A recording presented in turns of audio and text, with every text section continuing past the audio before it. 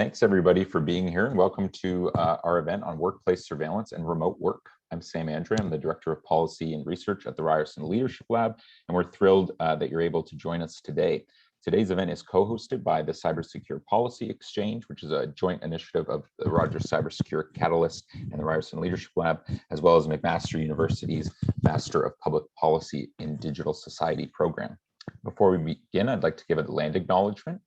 We do this as a symbolic restorative act, one among many to follow and part of a wider and hopefully transformative reconciliation project here at our university that is in itself in a renaming process to reconcile the legacy of our namesake for a more inclusive future. Toronto is on the territory of the Anishinaabe, the Haudenosaunee, and the Huron-Wendat. It's covered by the Dish with One Spoon Treaty, Treaty number 13, and the Williams Treaties. We're committed to honoring our obligations to these nations, treaties, and to justice and for Indigenous peoples more generally. Through our work here at the Cybersecure Policy Exchange, we hope to do that by amplifying Indigenous voices and ensuring we're making space to consider the unique realities and digital divides that continue to be faced by Indigenous peoples in Canada. We're excited to be launching today our Workplace Surveillance and Remote Work report, which we're putting the link in the chat. It focuses on the impacts and implications of growing employee surveillance measures mediated through developments in digital technology and, of course, accelerated by the transition to remote work during the pandemic. My colleague Joe will soon be giving a brief overview of that paper, but just to set it up, as the first wave of the pandemic hit, nearly 40% of employees were working from home, and remote work arrangements can blur the lines between work and home, and employers are increasingly using surveillance technologies that in detail track, monitor, and analyze work. Things like tracking keystrokes, location, and desktop activity, to also the collection of sensitive biometric information like employees' eye movements and facial muscles. The volume and granularity of the details of employees' lives is coming under increasing scrutiny.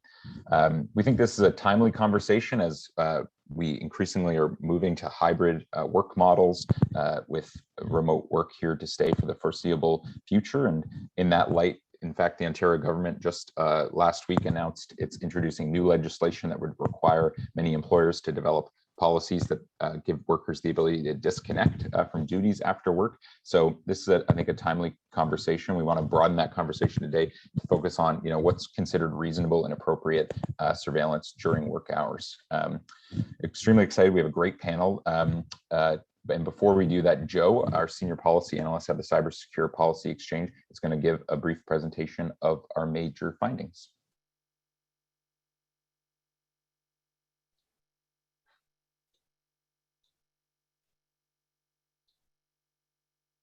Thank you, Sam. Hello, everyone. I'm Joe Masudi, and I'm very excited to be presenting to you our report titled Workplace Surveillance and Remote Work, exploring the impacts and implications of amidst COVID-19 in Canada. Before I begin, I'd like to take this time to acknowledge the wider Ryerson Leadership Lab team that made this work possible, and in particular the co-authors to this report, Noor Abdalal, Steph Tran, Joanne Stevens, Sam Andre, and Kareem Berdisi. So what we wanted to know, emerging technologies provide employers with new forms of data about workers, as a consequence, new opportunities for worker surveillance, management, and even performance evaluation. Such developments have accelerated pre-existing workplace surveillance trends, such as the increasing quantification of activities or personal qualities of workers, seen as expanding in breadth and depth. Workplace surveillance enabled by digital technologies have been further intensified through the global COVID-19 pandemic, both remotely and on site. The latest developments in workplace surveillance are fraught with potential privacy and security concerns and raise questions regarding data protection rights, power, and inequities. With estimates that up to 1/4 of work hours could be performed remotely in Canada even after the pandemic ends, the tension between the rights of workers and concerns of employers in ensuring a safe and productive workforce are only set to grow. Against this backdrop, the objectives of this research were to provide a better understanding of the current state of knowledge regarding workplace surveillance, including remote work surveillance in Canada, building on earlier workplace surveillance literature. It was also to identify knowledge gaps and implications for policies and practices that could support workers and employers respond to the challenges of workplace surveillance. This research was carried out in phases using a scoping review. This included a review of academic and gray literature, news media reports, and a separate examination of legal statutes. It was guided by our 4 research questions that we saw in the previous screen. So what we found, key findings: surveillance is generally observed in the literature as expanding, driven by, in large part, to the growth of commercialization of information and communication technologies, and more recently due in large part to innovations in AI and data analytics. Our project reinforces this general theme as the COVID-19 pandemic and accompanying work from home measures are viewed as fueling demands for workplace surveillance technologies. The pandemic has accelerated remote work and in tandem remote work surveillance, but has also shifted the ways in which surveillance technologies are being used on site. In this slide here, we can see that some of the companies experienced a surge in demand in workplace surveillance technologies, including Time Doctor, Hubstaff, and FlexiSpy. These companies account for almost 60% of global demand in surveillance software. Hubstaff, Sneak, Protoscore, and Transparent Business all reported an increase in customers between 400 and 600% in the first lockdown period of March to June 2020. We also identified the following themes that were driving employers to introduce surveillance measures aimed at monitoring workers. So employer motivations included reducing risk and liability, protecting confidential information and assets, and maintaining or improving productivity. We identified 3 types of digital surveillance tools which were used to digitally track worker behaviors, measure worker performance, and provide a productivity score. And finally, health-related monitoring tools, which were identified, which were used to track employees' compliance with COVID-19 safety measures, such as physical distancing and temperature monitoring, which also may include monitoring of personal characteristics such as biometrics, shifting the ways surveillance technologies are also being used on site. There's various factors that have been identified in the literature as shaping how employees react to surveillance, namely workers' perceived degree of surveillance, a sense of control over information shared with employers, and clarity of the purposes surrounding such monitoring. So when workers perceive greater levels of surveillance at work, they tend to harbor more negative attitudes towards the surveillance systems. And because there's a power imbalance between employers and employees that typically favors employers, workers may agree to surveillance measures in order to avoid potential consequences that a refusal may bring, such as retaliation or joblessness. Some of the key messages are that workplace surveillance is accelerating and expanding. The negative impacts and surveillance typically accelerates and intensifies during national crises and emergencies in a process known as surveillance creep, where surveillance technologies used in one context are repurposed and deployed in others, and raising concerns over employee privacy, the ethics of monitoring, and human rights. Another message here is that there's challenges with current employee privacy protections. So the new monitoring technologies are increasingly relying on granular forms of data collection using AI and other analytic software. And Canada's current legal framework provides employers with considerable leeway to surveil employees, so long as the surveillance is linked appropriately to employers' interests and goals. Employers require guidance to ensure appropriate use of surveillance technologies that is informed by evidence-based best practices, which could include the following principles: transparency, clarity, inclusion, equity, reasonable expectations of employees, security, and least intrusive approach. And finally, although Canada's, there needs to be a greater regulatory enforcement. So the Office of the Privacy Commissioner currently does not have the ability to issue final binding orders of compliance or levy fines, even if it finds that the entity in question has violated the provisions or principles set out in the Privacy Act or PIPEDA.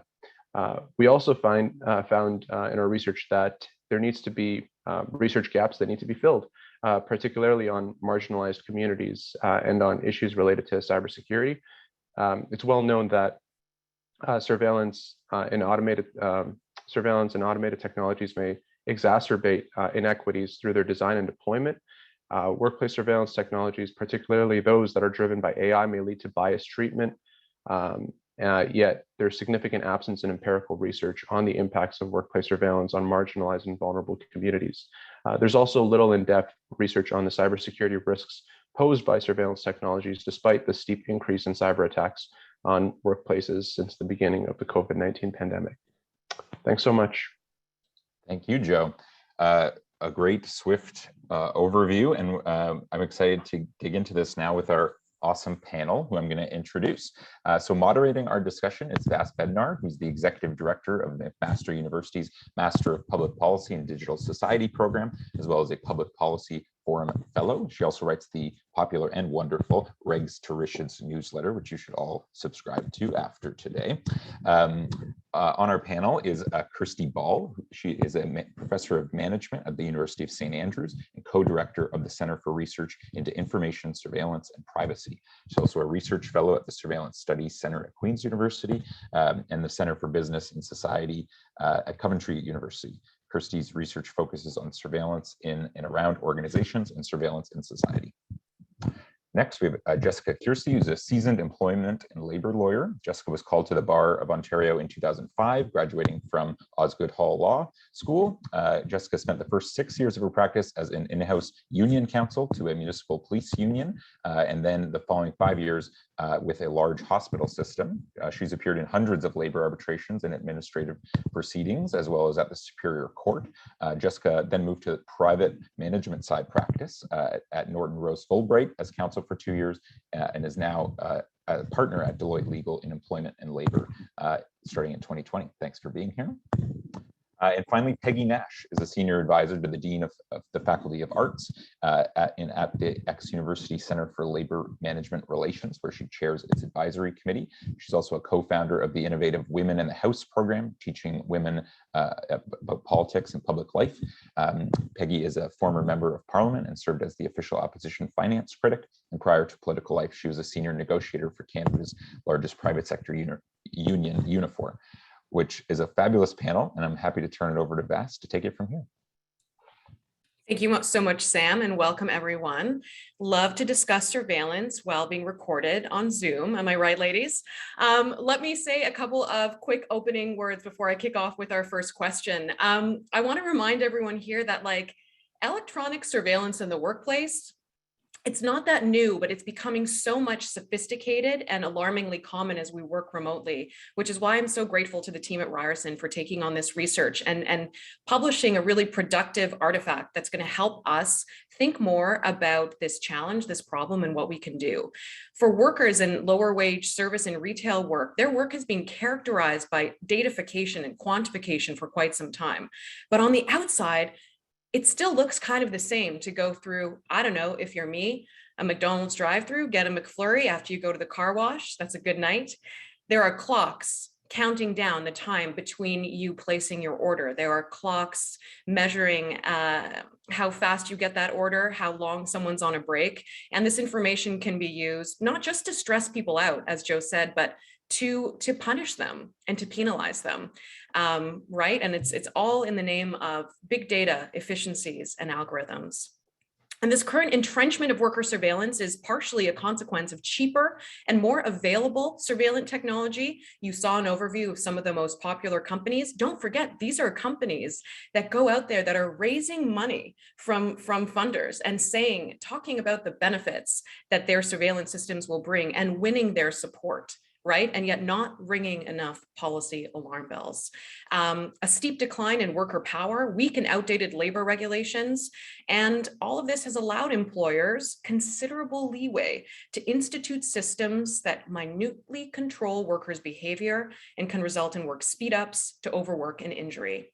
And I'm glad that in the pandemic, we've been having really important discussions about the workplace and the future of work. We focused a lot on employer-provided sick days as well. And just taking a second to reflect on public policy's relationship with work, it is striking, right, that we have a whole employment policy regime, employment standards around when people can work, and for how long, what breaks they can take, how many sick days they may be entitled to, and what vacation is warranted.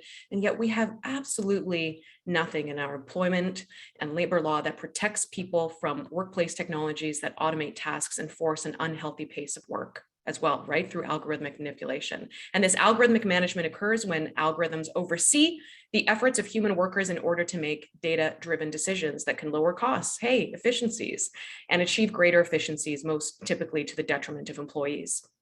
So while as white-collar workers, we might be working from home and having our keystrokes tracked and our eyeballs, and Microsoft Teams is giving you those great insights about how little attention you pay during those Teams calls, we're not necessarily being penalized by our boss for time off task in the washroom or blow drying your hair ahead of your webinar, but that could be where things are going. So just to build from Joe's overview and kind of recognizing that we're talking about surveillance technologies across all kinds of work, I wondered if we could kick off with a quick kind of brainstorm on some of the different ways that people are being monitored, both at work in a workplace, but also while they're working at home. I think a couple of more examples will help make our continued conversation a little more concrete. Anyone want to jump in?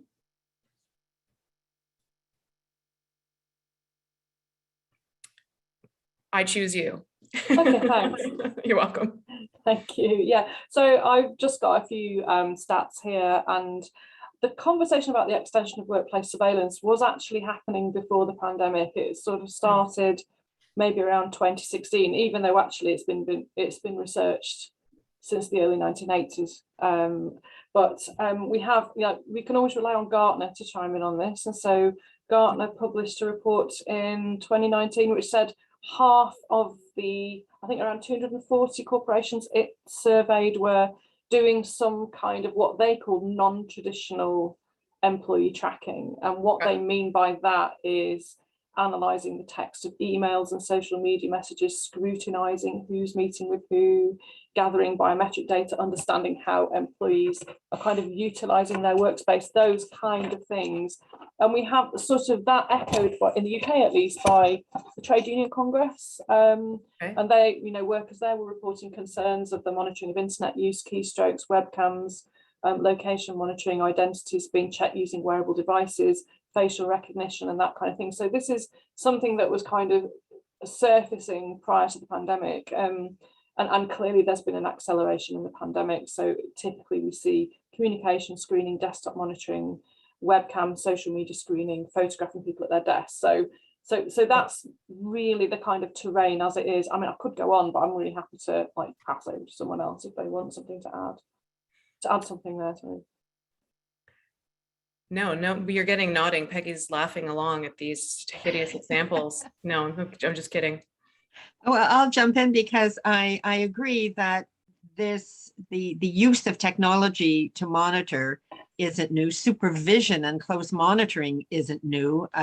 It's a measure of control by the employer to oversee work. As a young person, I worked for an airline, and I remember back in the 80s, in fact, they were early adopters of computerization and monitoring technology. And we had a union. It led to a lot of discussion and debate and negotiation around how that technology would be used.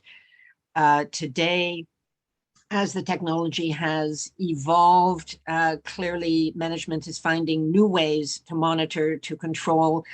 I think the motives are the same. To some degree, it is about increased control, increased productivity, security, but it is also about monetization of the data, capitalizing on the information that the technology brings. And I think, as you pointed out, Vass, it's all happening at a time when the level of workers having input, being able to negotiate how these changes are being made is low, especially in the private sector.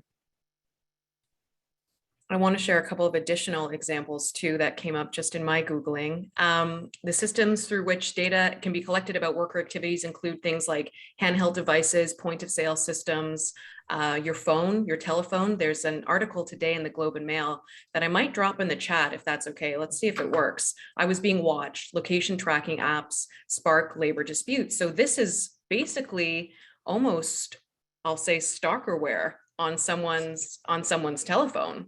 Right, as a worker. And I mean, it's great that this is being reported on and that we can think about it and talk about it, but also pretty hideous that it's happening. Fingerprint scanners, fitness apps, wellness apps, as mentioned in Joe's overview, smart cameras, microphones, other body sensors. Another form of surveillance that came up that might seem surprising is reviews. So, you know, the way you can be penalized by, you know, those semi-blind reviews or Google reviews, that people might write something about you that's incorrect or what you were like at work, and that there can be ramifications for employees because of that. Let me move on to another question, if that's okay. And yeah, I was wondering if I could come back in, Vass, please. As you know, I don't use Zoom at all. I don't know where I can raise my hand. I've got no idea. I love how you're doing. This is my favorite. No, this is perfect. Sorry. Okay, so two things. First of all, you just talked about reviews. There's an absolutely lovely new term to describe the influence of the reviews of external stakeholders on it. What employees do, it's called refractive surveillance, which I think is absolutely brilliant. The other thing I want to refer to is a fantastic meta-analysis that was published in 2020 by Ravid and colleagues. Okay. And they set out very clearly the new surveillance targets in the workplace. So they start by talking about task monitoring, which is the kind of one that we all know about. Yeah. But they go on to say how location and movement is a new target through digital camera surveillance and location tracking, which you just mentioned. Professional profile and reputation through things like people analytics and refractive surveillance is a new one, and also thoughts, feelings, and physiology. So biometrics, emotion monitoring through things like sentiment analysis, wearables for self-tracking, which is about well-being, and actually that group which look at the thoughts, feelings, and physiology of people are the ones that get major privacy concerns, major compliance concerns, huge emotional reactions from people who, you know, who are concerned about the consequences. So including things like strikes. There's been a study of teachers who went on strike over this. So yes, that just ends my comment there. So maybe I'll find the hand up button in a minute. Oh, you don't have to worry about the hand up option. I want you to find that article that you mentioned and get it in the chat, but I don't want to stress you out. So we'll follow up with people because it's interesting. And I want to pick up on the it's in the report. Emotion monitoring software too. But Jessica, I'm gonna come over to you next, you and these amazing glasses, with a particular question to kick us off. Okay, get ready. So, you know, for anyone who's on the panel and interested in kind of reading and learning more, I think one thing that's coming through already in our conversation is that it's not just about the consent and the awareness of these surveillance tools, but also, you know, the effects on the worker, how your life changes, how your mood changes when you're being watched, the feelings, the emotional response that Joe pointed to, but also perhaps some of the health impacts, right? If the algorithm is kind of pushing you to be almost robot-like, we see repetitive stress injuries, et cetera, et cetera. And there's a book, a memoir of sorts by Emily, I'm going to butcher her last name, Guzenberger. It's called On the Clock. She's an American journalist. And in that book, she takes on 3 different types of jobs that have been revolutionized by these kinds of surveilling technologies. One of them is at an Amazon fulfillment center, one's at a call center, and one is in a fast food context. And in that book, she describes the feeling of being in the weeds, which I'm not sure if this is a phrase everyone is familiar with, but, you know, tracking the invisibility of time surveillance. For instance, as I was mentioning, daydreaming about my McFlurry, ordering fast food looks similar over time, but it's now characterized by a bunch of these micro measurements. Given that we're measuring so many things, how do we measure misery at work? And what do we start to know about how workers are feeling and responding? And maybe, Peggy, I'll come to you for some thoughts on maybe how they're resisting as well. well, I think in the article you cite in the Globe and Mail this morning, I think the worker has left that job, if I recall. So I think you do see it in turnover, dissatisfaction, health impacts. It is, I've been in jobs where you have that kind of monitoring. It is incredibly stressful. And sure, it's stressful to have a supervisor standing behind you watching your work, but the supervisor isn't always there. They may turn away and be someplace else or watching someone else. But with so much of this surveillance, you don't know when you're actually being monitored. Perhaps you're continuously being monitored. I mean, something that people push for who are being monitored is the right to know when you are being monitored. What is the impact of it? Well, I think you saw recently with a group of couriers who were working from a so-called app who were challenging the notion that they weren't really employees, that they were contractors, very unhappy because it was affecting their pay, it was affecting their quality of life, it was affecting their health. And so the impact there was they decided to join a union.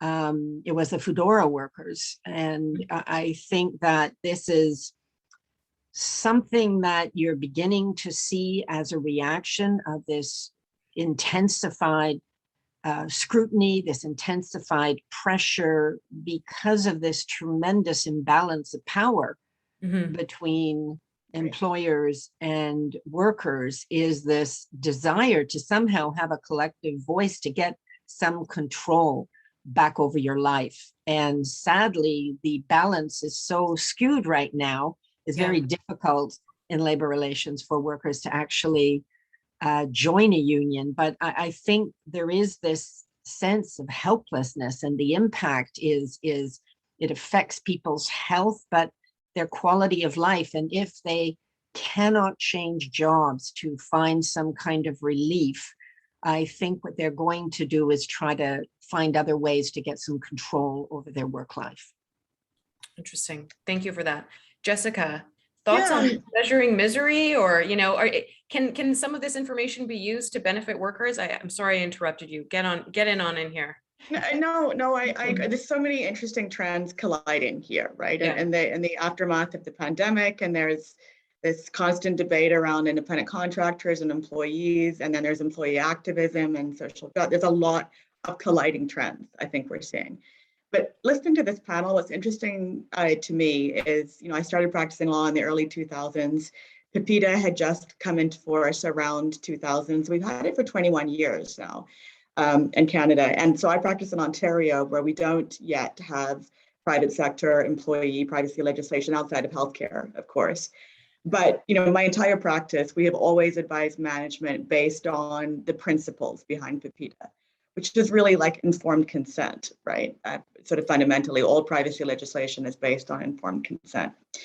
But when I track the last 20 years, obviously there's been a significant change in the technology and what the technology does and doesn't measure, right? It's sort of out of context. A lot of this is untested, right? We don't yet know what the technology is actually doing, what it's capable of doing.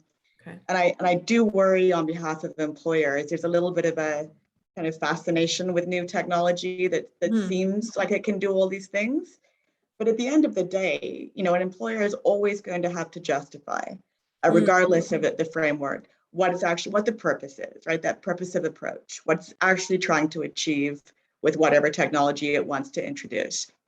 And so what I find really interesting is that, most of my career, we've looked at privacy in the workplace as a balancing of interests, right? There's the employer's interest, as this Ryerson study showed, in confidentiality, of course, and protection of data, and then also in productivity, of course. That's more problematic, I think, in general than measuring safety. And to your point about safety, I mean, that is the interests go both ways, right? The technology that is based on protecting employees, for example, GPS technology and those kinds of things, can be in everybody's interests.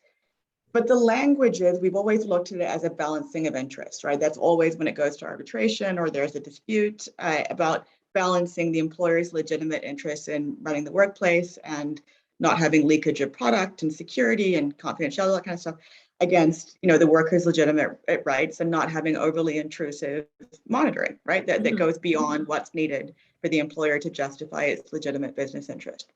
What's interesting, I think, is that I think we may be moving from an interest balancing approach potentially to a rights framework. And that's a really different way of looking at privacy than we have for so long. And the reason for that, I think, is kind of like scope creep, right? Is that the technology is becoming so much more omnipotent and capable of doing so much more than the frameworks that we have for addressing these issues are capable of responding to. And because the technology is getting into our homes and you know, Siri and sort of bleeding beyond the workplace because of the pandemic and other things, I think that fundamentally how we look at privacy in the workplace is going to shift a little bit from balancing of interests to rights, right, to the employee. That's going to be a very interesting trend. That's how I see this developing.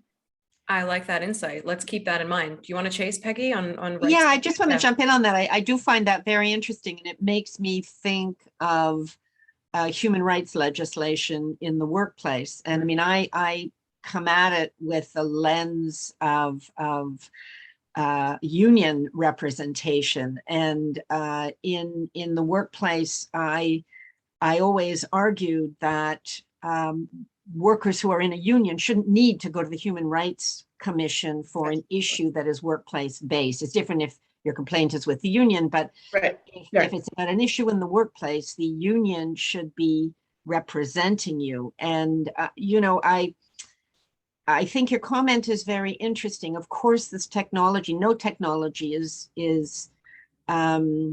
it comes already biased. It is, the technology is neutral. It is employers who make the decision what technology, how it's going to be used, what the impact is going to be. And I would argue that, in fact, it is to the benefit of employers to have a negotiated process to adapt whatever technology it is in the workplace so that the interests, as you say, that balancing of interests is in fact negotiated ahead of time, so that the individual doesn't have to go through the rights-based process with the huge burden, the delay, potentially the cost.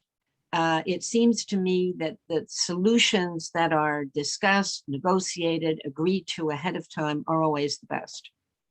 But that's my bias. I completely agree. No, I agree. That's good labor relations, right? There's a difference between what you have to do and what's the right thing to do. And good labor relations, I completely agree that a joint approach, and I've always advised a policy, even if you're not under, you know, Quebec or the equivalent privacy legislation in those provinces, in Ontario, for example, it's the right thing to do in order to have a workplace that runs properly. No question. Yeah. And I don't know why an employer wouldn't, right? Why would you want to introduce a surveillance technology and not involve the union? Because ultimately, like, you know, you can't rely on it unless you disclose it and it's going to get challenged. So why not do it at the outset, right? And so, yeah, and I do think yeah, I think people get maybe, again, excited, big data, new things, they get a deal. I'm just kidding. Kirstie, do you want to? It's seductive, right? It seems like, you know, all employers in every industry wrestle with productivity. That is, I think, in some ways, a insurmountable difficulty, because ultimately it actually can't be measured, right? The output over input, the traditional manufacturing, doesn't work in almost any industry anymore, except maybe like a warehouse, and that's a whole different discussion. But for the most part, the metrics for measuring productivity are way out of, you know, the current workplace. And so it defies, you know, reduction to kind of this simplistic metric or analysis. And in order to get around that insurmountable problem, I think employers get seduced by this technology. They think, see, look, we've got all this data. We must be measuring something. So let's just hope that it's measuring productivity, and then we can satisfy ourselves that we're, you know, managing things appropriately and controlling costs. And Yeah. But there's a lack of scrutiny about, is it actually doing what you think it's doing? And even if it's generating numbers and data and graphs and fancy graphics, is it actually measuring productivity? Mhm. Because if it's not, this is all useless. Hey man, Right. return to shareholders, right? Let's squeeze as much as we can out of our labor force who's not going to see the rewards. Well, of course, right? I mean, there's no I question. don't actually mean that, just for the No, no. record. Kirstie. But I mean, every employer, of course, has to justify. We all want Of course. productivity, right? There's no question that that's obviously going to be an important metric in the workplace. Yeah. But how to measure it is so difficult. It is like the keystrokes, the retina, like all that stuff. What are you actually measuring, right? Like that's where this sort of falls apart. I think is the qualitative measurement versus the quantitative, and that's where so much of that productivity, especially, I think, is vulnerable. That's not quite like I'm more on board with the privacy and security and like that stuff, the loss prevention. I think that there's a pretty solid basis for an employer that does this right. It's where they get into productivity, especially remote productivity, that's so difficult to actually do it right. I'm actually not sure if it's even possible. Well, look, lawyers are also quite used to, there are different professions that their time tracking, for instance, it characterizes the profession, right? So that's like something to negotiate and think about too. But Kirstie, let's bring you back in. Human rights approach, productivity, what's on your mind? Yeah, I just wanted to follow up on what Jessica was talking about, actually, because in addition to the, like you talked about the seduction of technology, there's also this belief in its infallibility, this belief that like this couldn't possibly be wrong. It couldn't possibly have been produced with kind of biased training data or like that. There's this real, I think, reluctance to consider the fact that this stuff could be challenged, but also that this stuff does have ethical implications, and therefore there are appropriate policy responses in the workplace. And I just think I think this all comes from this belief in the infallibility of technology. But another point I wanted to make, and I just want to make 2 points at this moment, is that in the European sort of fora, there's a fantastic academic labor lawyer, Adrian Solis-Inez, a Spanish academic, and he makes very good points about involving sort of collective processes around data protection in the workplace and establishing sort of joint data protection committees whereby the data that are used and how they are used are scrutinized and agreed upon. And I've heard a couple of times in this discussion and in the presentation that this needs to be done beforehand. It actually needs to be done all the way through. It needs to be done like at regular time limits, because as we know, purposes slip, surveillance creeps, we can exceed our original purpose for monitoring, and we can actually communicate less about it. It makes it feel more authoritarian, feel more invasive. And so these collective processes, I think, are absolutely crucial and should be brought back in to the workplace when it comes to data protection and use of data on employees. And that's just the end of my point there. So, did you make both of them that you wanted to make? Yes, I did. Excellent. Check it off. I've got two main questions left for our panelists, so we've got plenty of time to sink our teeth into them, but I do want to signal to the audience, thank you for your questions. I see them in the chat and you're welcome to come up with more. We're here to speak with you as well. Previously, when I've written about time tracking tools, I received a few emails, and this time it wasn't just from my standard reply guys. A few CEOs, honestly, Peggy, trust we could talk. So a couple of CEOs of smaller firms wrote in very defensively, and it's illuminating, right? To say to me, actually, Vass, you're kind of poo-pooing these technologies, but it's really important for me to use them, because then I can detect, if some of my team members are working too much, or I get these indicators of burnout, so there's this, I just want to reflect, this feeling or lens of almost virtuousness or care, right, coming from the employer. If I know more about my employees, maybe I can help or support them more. So I kind of wanted to do a thought experiment together and just kind of ask, in what ways could increased surveillance or the increased datafication of work of all kinds, can we envision a way in which it's empowering for workers or empowering for employers, if at all? Yeah, we can laugh about it too, but I'm looking for a benefit here, if any. I'm just responding to Kirstie's point about Okay. maybe we should talk to them, and I agree, Yeah. right? I mean, clearly, right? Not only is it the right thing to do, there's also like a duty to inquire in terms of potential accommodation issues and that kind of thing. So for sure, the issue is to contextualize, right? So I think technology can be very useful for both employers and employees, depending on context, right? And so, monitoring, for example, let's say you had dispatchers, for example, at high risk, very challenging workplace. And I've worked, previously in first responders, so I understand this. Shift work, particularly if it's shift work with little supervision, the night shift on a 911 dispatch, very challenging, right? And in those situations, I can see, again, with consultation with the employees and the union, to make the best use of the technology, to agree on some kind of a technology that's going to give us feedback on, how employees are, like how often they can respond to calls when it's, hour 10 of an 11-hour shift overnight in a dispatch office. Those kinds of things might help be a piece of the puzzle about whether employees are, because we know that burnout is a real risk and PTSD and those first responder, jobs. That kind of thing is very useful, particularly where there's low supervision and we know it's a high risk workplace. Now that can, again, not in isolation, in context, it can help an employer be tweaked or triggered to the potential that there's going to be, a safety issue for their employees, that they're approaching burnout. But to your point, Kirstie, burnout is not something that's like happens between hour 11 and hour 12, right? Like, talk to your employees, understand the context. What creates burnout? Is it only having chronic understaffing? There's a lot more than a particular shift, but it can be part of the puzzle, I think. Anyone else want to jump in on opportunities for workers or employees if these tools are used, in a more responsible way that we'd like to see them continue to be part of workplaces? Kirstie, you're giving me the international signal. I love it. Over to you.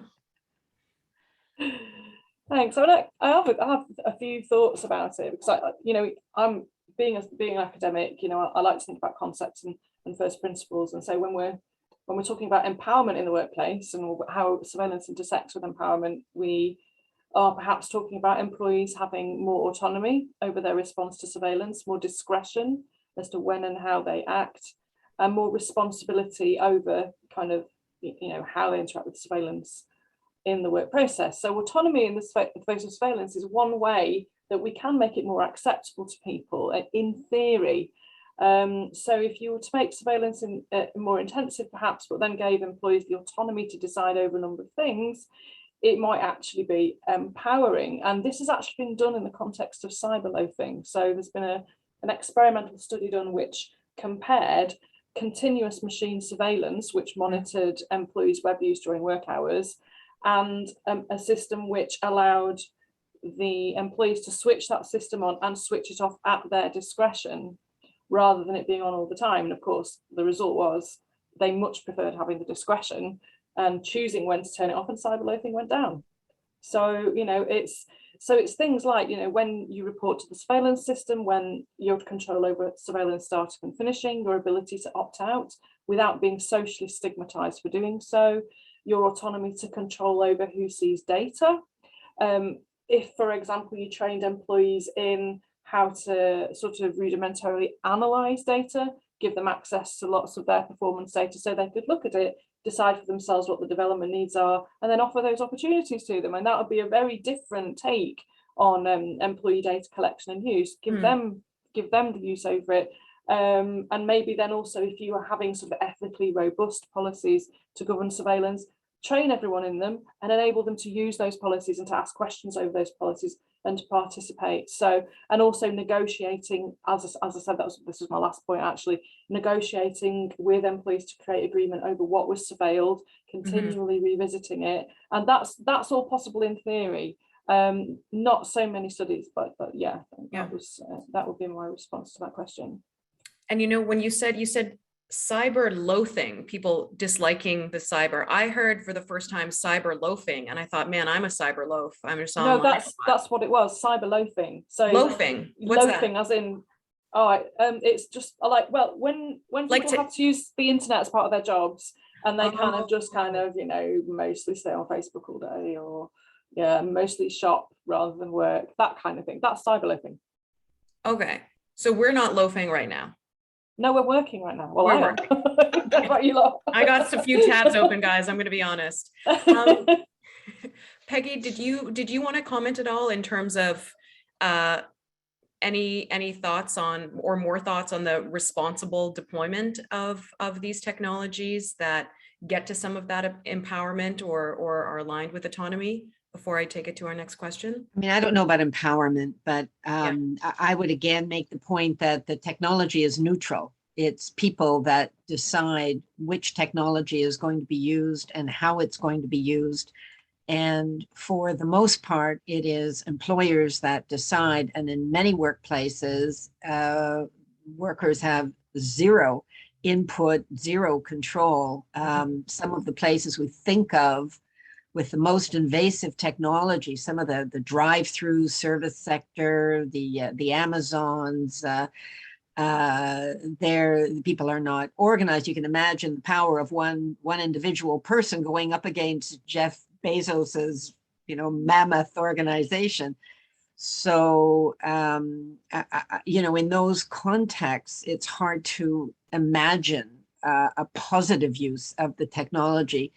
If you know, I think that technology that is an investment to make work more comfortable, easier, more agreeable, that you know, if it's private sector that improves the productivity, that can be a positive thing. I think, you know, what worker wouldn't want to use an automated lift rather than, you know, back-breaking pick and shovel. So automation can be a good thing, but I think sadly the usage has been so one-sided and so negatively perceived outside of personal security situations. I think, Jessica, you mentioned, you know, maybe taxi drivers or even sometimes truck drivers as a security thing, but, you know, instead truck drivers get monitored so that they don't have time to pee. So it seems that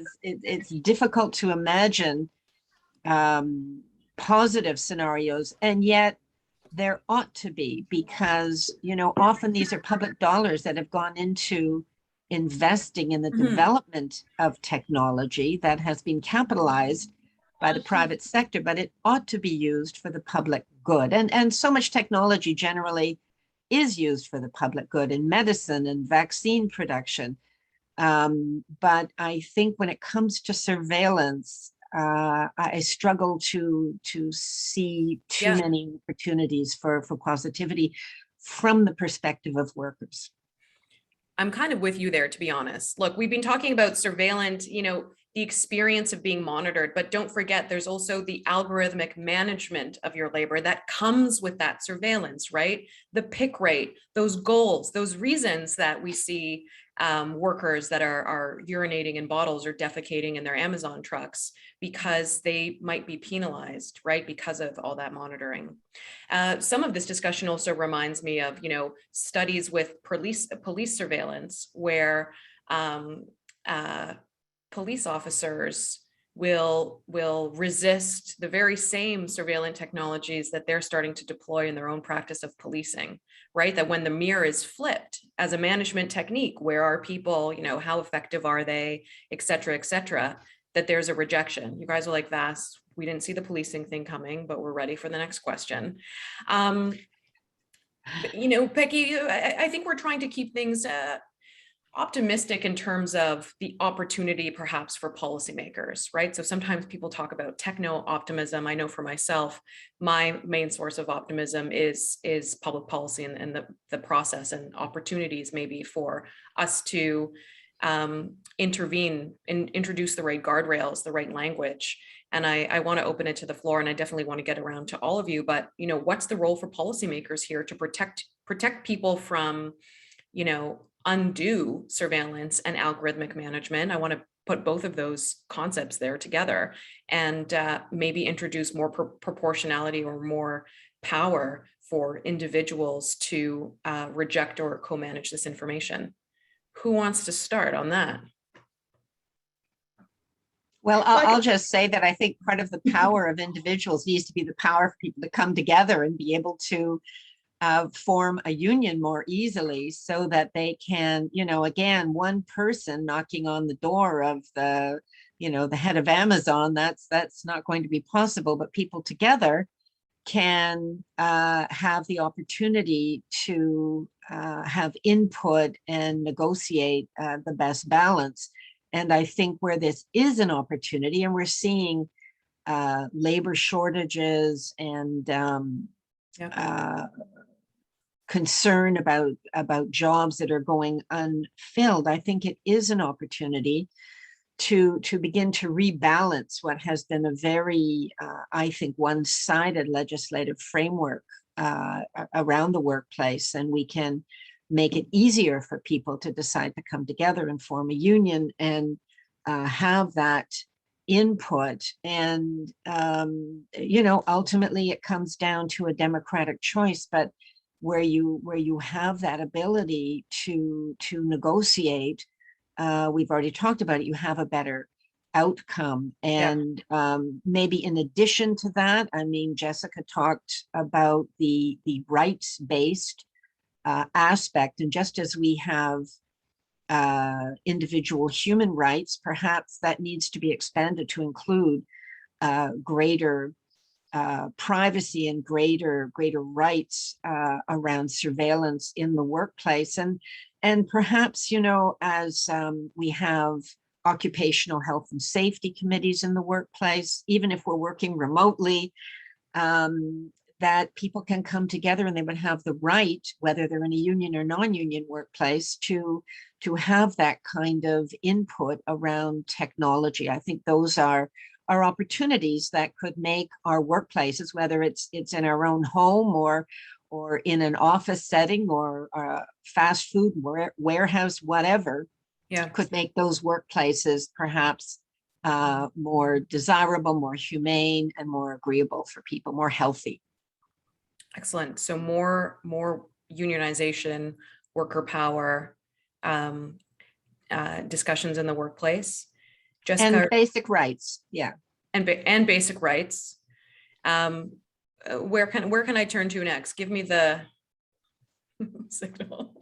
Oh, sure. I mean, okay. I would say, in fairness, there are different ways to achieve industrial democracy than unionization. I mean, I gathered that's obviously a main thrust of industrial democracy, but there are other ways. Even the Amazons and other companies like that are, facing public pressure and public backlash. And there are, employee resource groups and activism and shareholder activism by employees who are pension holders. And there are other ways that employees can and do exert pressure.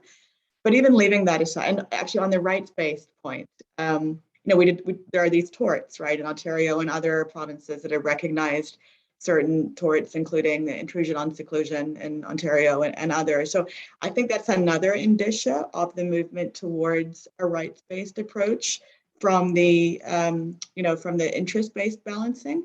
But the issue, of course, to Peggy's point, is going to be the expression of that rights-based approach, right? Is it going to be through unionization or other kinds of industrial democracy? Will it be through individual litigation, such as torts or human rights, if it's not Weberized, to your point, those kinds of things, right? So it'll be interesting to see how that gets played out, but I think it's coming.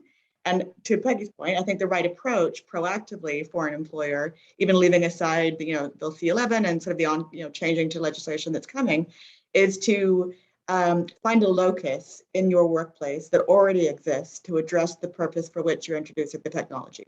For example, if you're introducing it for health and safety, why wouldn't you use your health and safety committee? It's the right place, right? If that's your purpose, it's the right place to have that discussion.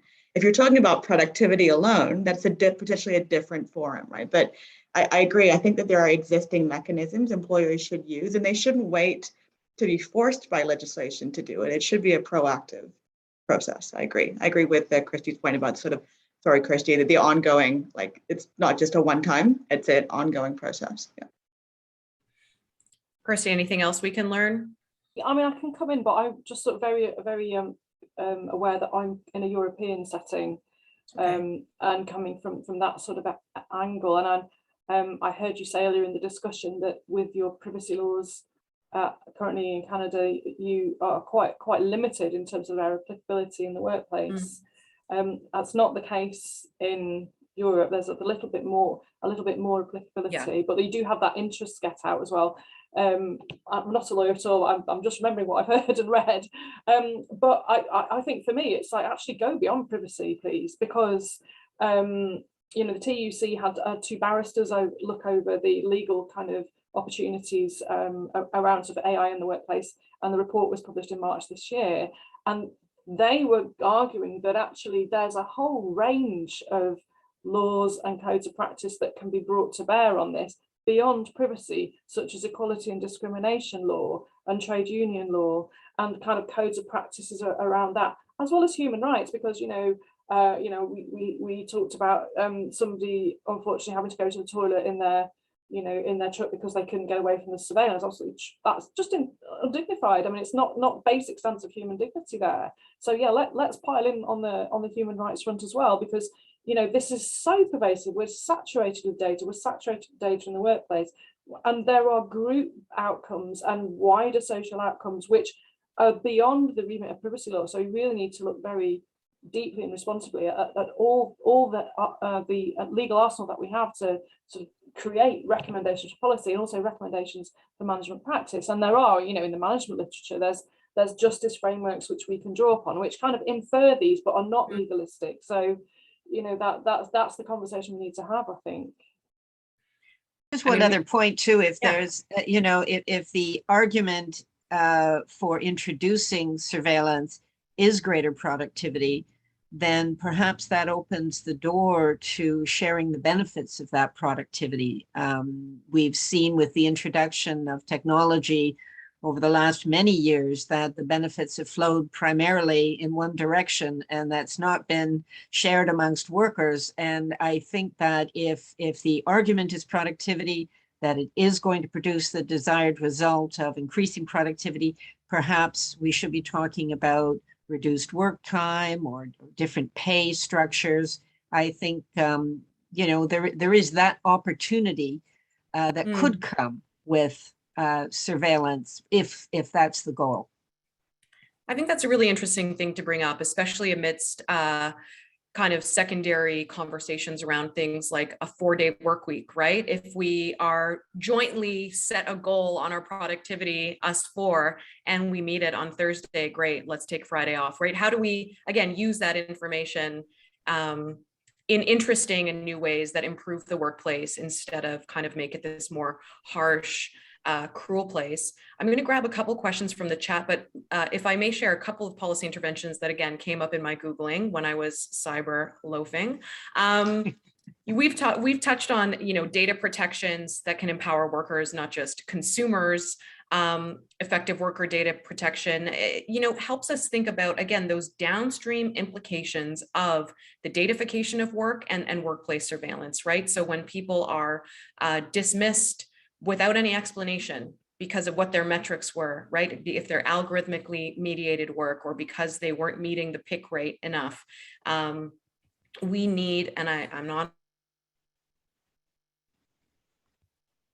kind of talk and think about this and make sure that people have more power in that way. We're really getting at together as a panel is this opportunity for policymakers and for people to champion just addressing the harms that ensue from algorithmic management and the surveillance, and guaranteeing the ability of workers to protect their data is certainly part of it. And I do want to shout out the state of California. So the state of California recently introduced a bill to regulate quotas for warehouse workers to make sure that those quotas aren't too onerous. It's not the most glamorous policy intervention at all, but what it gets at is thinking about, where are those guardrails for something like, let's be frank, the Amazon pick rate, these algorithms that are pushing people to work like robots. And as us white collar workers, emphasis on my white collar, I suppose, though there's an increased risk that our keystrokes and our eyeballs are being monitored a little bit more. I feel and I worry that it's still hard for us to build the kind of empathy and awareness for workers that are under a surveillance stress that frankly, we maybe just read about in books and reports. I don't want to leave us with that because it's like kind of creating discomfort, but I think it's an important thing to say. Yes, international symbol. Peggy. Well, just one other positive thing, you know, our governments are often called on to support industry with investment in innovation, subsidies, grants, investments of various kinds. And there's you know, a public good to thinking about tying some requirements to that investment that improve the quality of life for the people working for that employer. So if there's going to be an investment in, I don't know, anything from robotics to I don't know, app development or whatever, there could be as a legal requirement that goes along with that investment, some kind of sharing of the benefits or a pick rate or mandating joint committees or whatever. But that is a public policy initiative that governments could look at. It's not that they are completely powerless if they are using public dollars to assist companies in developing this technology. Yeah, international symbol, Jessica. It's interesting you mentioned the 4-day work week, because we've looked at that too in my practice. It's a fascinating topic.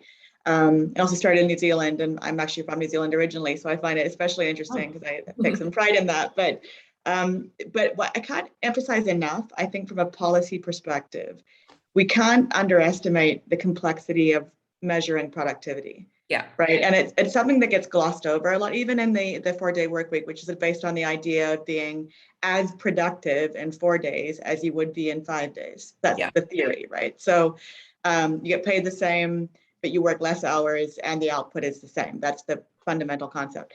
But that is premised on the idea that we know what productivity is. And that's a quantum leap, in my view, and so complicated to replicate. You know, and we know in the 4-day work week, there have been studies that has been successful in some places, in Toyota and others, but not in other places, right? There are a couple, I think Shake Shack and other places in the US tried it, disaster, stopped doing it. There's got to be a reason. And I think part of that reason is the incredible difficulty of measuring productivity. And for the policymakers and the audience, I think that's a really good area to start thinking about, is how can we agree on what is productivity? And how, because it's a really complicated thing. And I think it gets glossed over in some of the technology about measuring productivity, is that it really defies measurement. It's not that it's not possible, but it's a complicated policy issue. And it's not a technology issue. And therefore the technology can't solve a problem we can't define. Right? I think that's the issue. I feel like you're setting up Ryerson for some great future areas of inquiry, right? Because you're right. We pointed to I think you pointed to the seductiveness of some of these technologies. Well, isn't it exciting to measure your firm's productivity in terms of the number of meetings you went to or the number of emails you sent, or, you know, right? And we're reducing work to keystrokes and emails and words typed per day, and losing sight of, you know, what productivity is or what productivity actually probably should be. Kirstie, any quick response to that before I just grab a question from the chat and then turn it over to Sam quite shortly? The only thing I would say is that there's 40 years of research evidence which tells us how to do this, and it is beyond me how this kind of conversation is still happening, because there's some sort of fracture happen between, you know, the very robust sort of evidence base that we have about how to monitor and what the consequences are, and the fact that we're still having this conversation. So, really. Well, often it used to be like widgets per hour or whatever, but you know, it's hard to measure productivity, I guess, if you are, for example, taking more calls per hour, but some of those calls are dropped calls and customers are unhappy with the level of service they're getting. And it's I think sometimes they're Yeah. And you know, I mean, sometimes people assume with the investment of new technology are automatically going to lose jobs, but in fact, jobs can shift because sometimes you can, in fact, have more people focused work and some other work maybe becomes more routinized. But yeah, I think there is the opportunity to, oops, my dog has just joined us. Yes, I was hoping the dog was going to come because you warned me about that. And I've been staring at your door and the clock being like, where's the dog? I've been thinking, where is he? But Yeah. he's just arrived. Yeah. One, there was something I wanted to pick up on, so I'm going to bring it up now. The emotion recognition technology. Where and how do we see this information fitting in? I mean, is this to the conversation? Is this, hey, I'm getting some indicators that our employees' tone of voice, it's really flat and they're low energy, so we should, improve the workplace in some way? Or is it, Vass, you have a very low voice, so you have a bad attitude? I'm being silly, but this is part of the creep and maybe part of the, wow, this is so cool and different, let's try it out. What are we doing with these insights? Think of Should we the have it gender all? and race biases in all of that. And it reminds me of that notion way back when in women in customer service jobs, why aren't you smiling? Oh yeah, smile more. And it just smile more. And it just, boy, it just seems like there's so many. It will be interesting to see who are the developers putting all the input and the evaluative measures into that software. Well, yeah, it's a very dangerous area, the psychometrics and that profiling into the employment, particularly in recruitment. That often is where the rubber hits the road on those kinds of evaluative technologies and what they really show you or don't show you. I had an experience recently actually where I was talking to a client in the US, and I didn't know this at the time, not a great practice, but they were using this technology on me during the interview. Yeah. And sort of told me afterwards in terms of like my facial features and like how I was presenting. It was a bit creepy, I must say. Would have been nice to know in advance when it was just a chat, but okay. But also ultimately not helpful. I mean, it said that my face was demonstrative. Well, like, right. I'm not sure how helpful that really is, right? And so I think the answer to that, to your question, Vass, is to contextualize, right? Yeah. Like they might be useful. Like, for example, I understand that kind of technology can be useful in other non-employment related settings like detection of autism, for example, in children. That kind of emotion recognition actually has been somewhat useful as part of a diagnostic exercise. That's like this way different than employment, right? And it's potentially so dangerous in isolation to take any reading like that and take it to mean anything, extrapolate anything from it. So maybe in context, but otherwise it's very dangerous. Perhaps in the interim, and Sam, I'm going to turn it over to you right now in 1 second. Perhaps in the interim, employers could adopt my policy suggestion, which is if you'd like to have these new-ish surveillance technologies in the workplace, you should also use it on yourself and publish the results so that I can see them every day and we can talk about them. And if you have discomfort with that and you don't really like it, I think we kind of know whether or not you should be using it.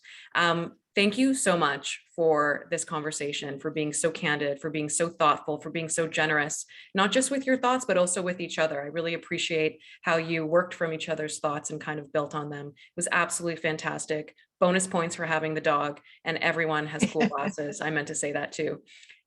Sam, over to you. Thanks, Vass, and thanks to everyone. That was excellent. And I think, a conversation that is at the cutting edge of a really emerging challenge, but a challenge that's also as old as, capitalism as well, right? And so I think the panel did a great job of weaving all that together. So thanks to the audience for joining us. We hope you learned something. Obviously, privacy law reform is on the to-do list of our federal and provincial governments. And so hopefully we can carry some of these insights into our own networks and work as well. A recording and transcript of this event will be posted on our website and shared with you by email if you registered on Eventbrite in the coming days. Thanks again to McMaster, as well as the Cybersecurity Policy Exchange at Ryerson for hosting this today. And thanks, and we'll see you all again soon. Have a great rest of your day and weekend. Thank you.